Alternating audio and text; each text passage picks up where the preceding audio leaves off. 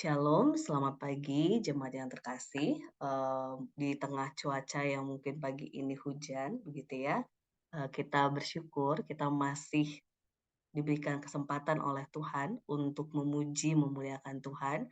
Khususnya hari ini kembali kita diteguhkan untuk melihat betapa banyaknya kebaikan Tuhan sehingga kita mau memuji kebesaran yang Tuhan tunjukkan kepada setiap kita pribadi lepas pribadi. Kita pujikan, kami memuji kebesaran-Mu.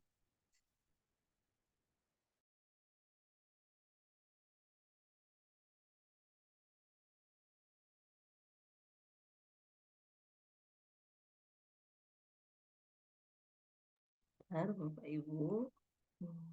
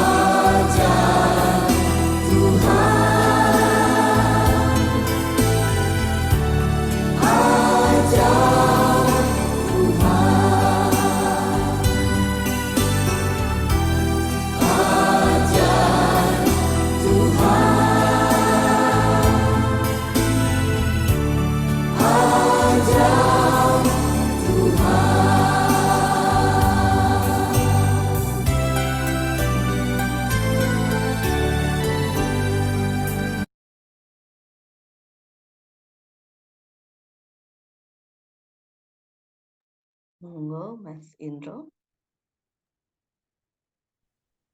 Mari Bapak Ibu yang terkasih, kita bersatu dalam doa sebelum renungan firman akan kita bacakan. Tuhan Allah Bapa kami, telah di surga, yang kudus puji dan syukur yang di dalammu ya Bapa, kuasa lapang nyataanmu dalam kehidupan kami. Terima kasih untuk hari yang baru ini yang Tuhan berikan bagi kami. Ya kami boleh kembali bangun dengan sehat, tanpa kurang satu apapun pada pagi hari ini ya Bapa. Sebentar kami akan renungan firman-Mu ya Tuhan. Kiranya Tuhan sendiri yang menuntun kami untuk boleh mendengar firman-Mu dan boleh melakukan dalam kehidupan kami hari lepas hari ya Bapa.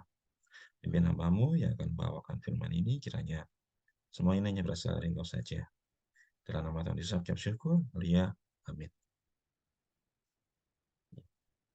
Shalom, selamat pagi Bapak Ibu yang terkasih.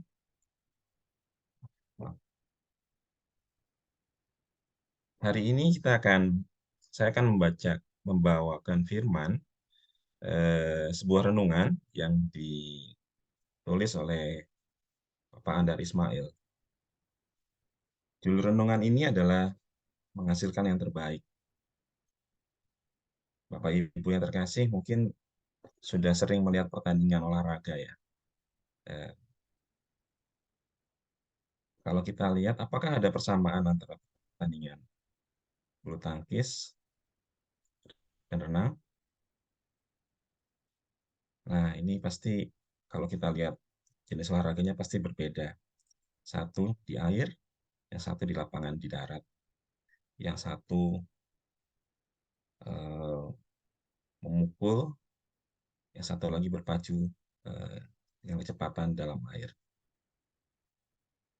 Atau ada pertandingan sepak bola. Pertandingan sepak bola berbanding eh, dengan pecatur. Apakah jenis pertandingannya sama?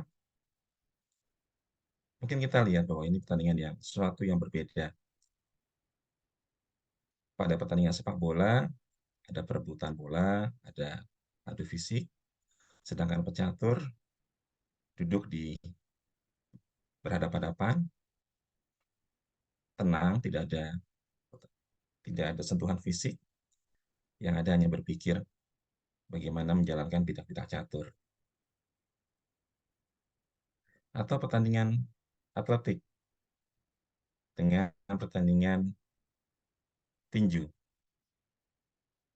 Tentu ini sesuatu yang berbeda juga. Atletik atau lari, lombanya dilakukan dengan semakin cepat orang itu berlari, dia akan semakin menang. Dia akan berlari sejauh mungkin meninggalkan lawan-lawannya. Tetapi petinju justru mereka saling beradu, pukul untuk menentukan pemenangnya. Nah, Bapak Ibu sekasih, kalau lihat semua pertandingan-pertandingan tadi, apakah persamaan yang bisa kita ambil dari seluruh pertandingan ini? Yang pasti adalah persamaannya adalah untuk atlet-atlet profesional tersebut, pasti masing-masing akan bersungguh-sungguh untuk mencapai kemenangan.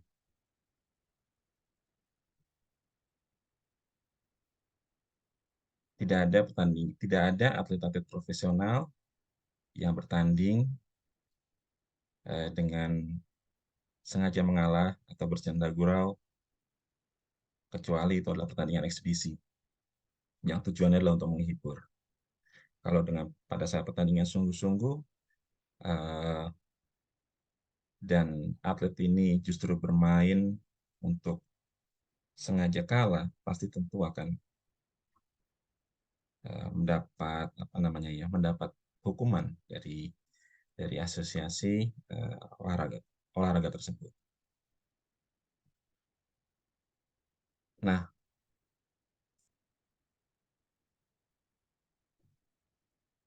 setiap atlet tadi pasti akan bersungguh-sungguh, akan bersemangat untuk mencapai kemenangan apa yang sudah mereka targetkan pada saat mereka berlatih. Mereka pasti penuh dengan konsentrasi, dengan sekuat tenaga untuk mencapai kemenangan itu. Itulah hakikat sebuah pertandingan. Hidup ini adalah sebuah pertandingan juga. Mari kita baca dari 1 Korintus 9 ayat 24 sampai 27. Saya akan bacakan. Tidak tahukah kamu bahwa dalam gelanggang pertandingan semua peserta turut berlari, tetapi bahwa hanya satu orang saja yang mendapat hadiah. Karena itu larilah begitu rupa, sehingga kamu memperolehnya. Tiap-tiap orang yang turut mengambil bagian dalam pertandingan menguasai dirinya dalam segala hal. Mereka berbuat demikian untuk memperoleh suatu mahkota yang fana. Tetapi kita untuk memperoleh suatu mahkota yang abadi. Sebab itu, aku tidak berlari tanpa tujuan, dan aku bukan petinju yang sembarangan saja memukul. Tetapi, aku melatih tubuhku dan menguasainya seluruhnya, supaya sudah memberitakan Injil kepada orang lain, jangan aku sendiri ditolak.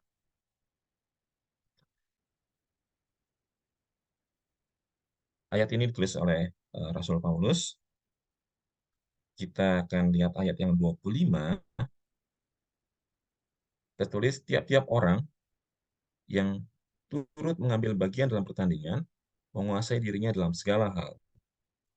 Mereka berbuat demikian untuk memperoleh suatu mahkota yang fana, tapi kita untuk memperoleh suatu mahkota yang abadi. Menguasai diri dalam segala hal. Jadi menurut Rasul Paulus, setiap orang, setiap atlet tadi pasti menguasai dirinya, memusatkan diri, mengekang diri untuk tidak lengah, tidak berleha-leha. Itulah pertandingan dan itulah hidup yang kita jalani. Bahwa kita tidak boleh berlengah, kita tidak boleh berlena-lena, tidak boleh berlena atau tidak boleh berleha-leha. Tetapi tentu tidak sepanjang hidup kita bersikap kaku, bersikap tegang. Ya. Maksud dari ayat ini tentu saja agar hidup kita itu ditempuh dengan kesungguhan, ditempuh dengan semangat dan berkeinginan untuk menghasilkan yang terbaik, baik bagi kita maupun lingkungan sekitar kita. Yang terpenting adalah terbaik bagi Tuhan. Dalam surat Kolose ayat 3 pasal 23 tertulis, apapun juga yang kamu perbuat, perbuatlah dengan segenap hatimu seperti untuk Tuhan dan bukan untuk manusia. Nah, setiap tahun kita pasti merayakan ulang tahun, merayakan hidup kita. Merayakan hidup adalah suatu perayaan, sebuah keinginan untuk menghasilkan yang terbaik dari yang sudah pernah kita lewati. Setiap kali kita ulang tahun pasti ada doa-doa yang kita sampaikan pada Tuhan, target-target yang kita tentukan bagi diri kita agar kita bisa lebih baik dari sebelumnya. Kita hidup hanya satu kali. Kalau kita sekolah mungkin nilai rapot jelek atau nilai yang kuliah nilai mata pelajaran yang jelek kita bisa mengulang lagi. Tapi kalau kinerja hidup kita buruk, kita tidak punya kesempatan lagi untuk mengulang. Karena kita hidupnya hanya sekali saja. Nah, Bapak Ibu, hidup adalah bertanding. Bisakah terjadi bahwa dalam pertandingan, kesungguhan dan kinerja kita melemah? Ya, pasti. Setiap orang tidak pernah ada yang stabil. Setiap atlet juga sama. Pasti ada kondisi pasang surutnya. Pada saat itu tersedia dua pilihan bagi kita. Kita biarkan semangat dan kinerja kita terus merosot, yang akibatnya adalah motivasi dan prestasi kita akan terpuruk, atau kita segera memulihkan kesungguhan dan kinerja kita. Merayakan ulang tahun adalah momentum untuk memulihkan kesungguhan dan kinerja hidup. Kita bertanya pada diri kita sendiri, apakah menghasilkan yang terbaik atau yang asal jadi? Apakah sedang mengejar waktu atau sedang mengulur-ulur waktu? Hidup adalah bertanding, apapun juga pekerjaan kita. Pekerjaan itu bisa dilakukan dengan kualitas yang disebut Paulus menguasai diri. Artinya, berkesungguhan, bersemangat, berkeinginan untuk menghasilkan yang terbaik. Kita tentu mengenal nama Raden Saleh, Ismail Marzuki, Khairil Anwar, Ki Hajar Dewantara.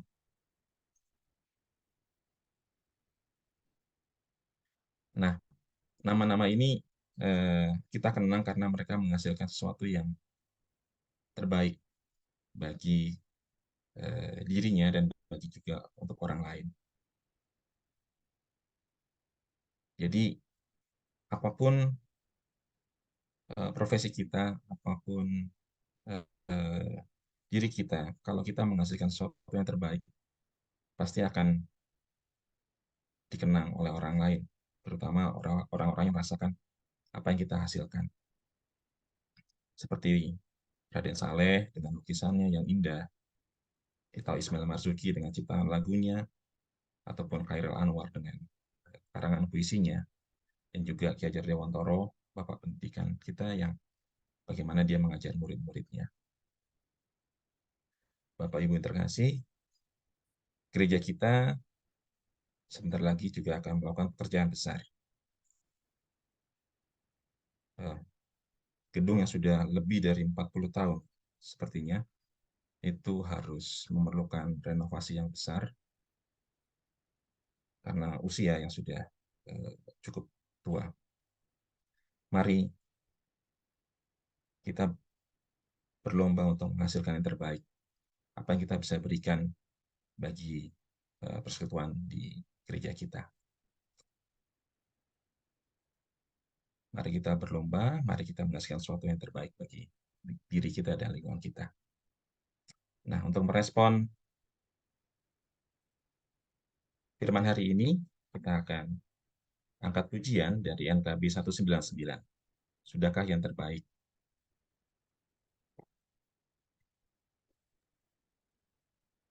Nah, pujikan.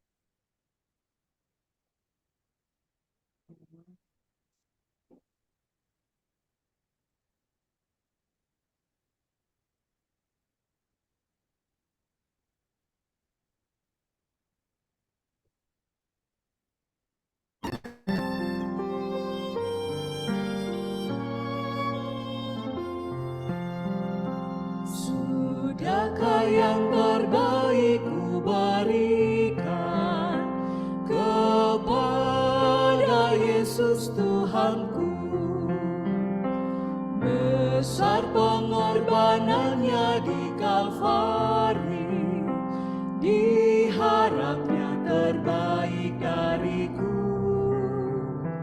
Berapa yang terhilang telah ku cari, dan ku lepaskan yang terbelenggu. Sudahkah yang terbaik ku berikan kepada Yesus Tuhanku?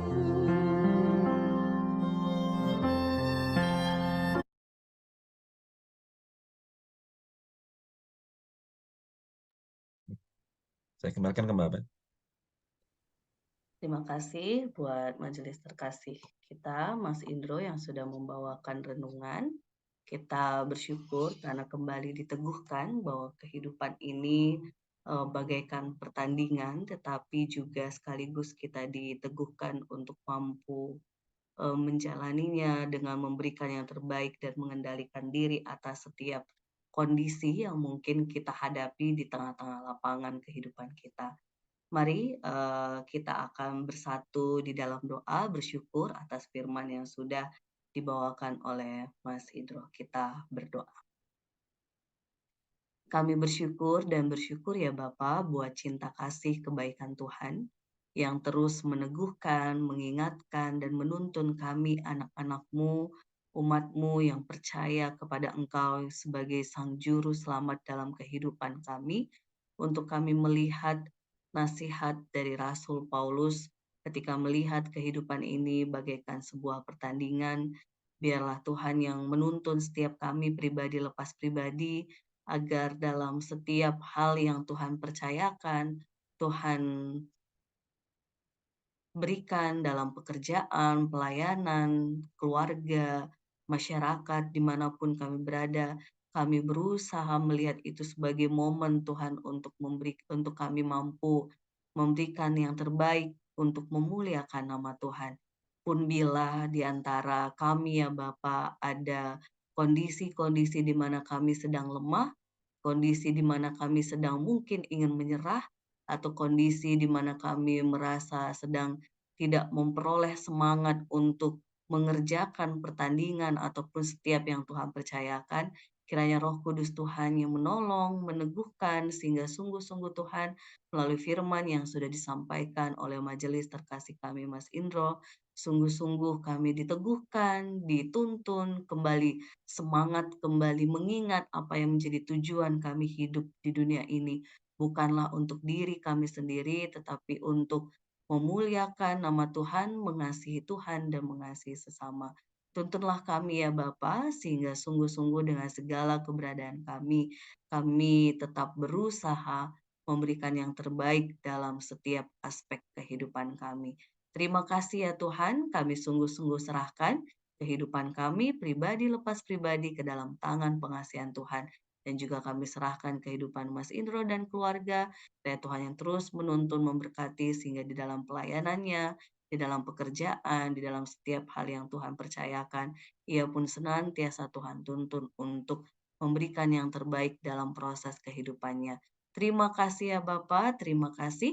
Di dalam nama Tuhan Yesus kami berdoa dan mengucap syukur. Amin.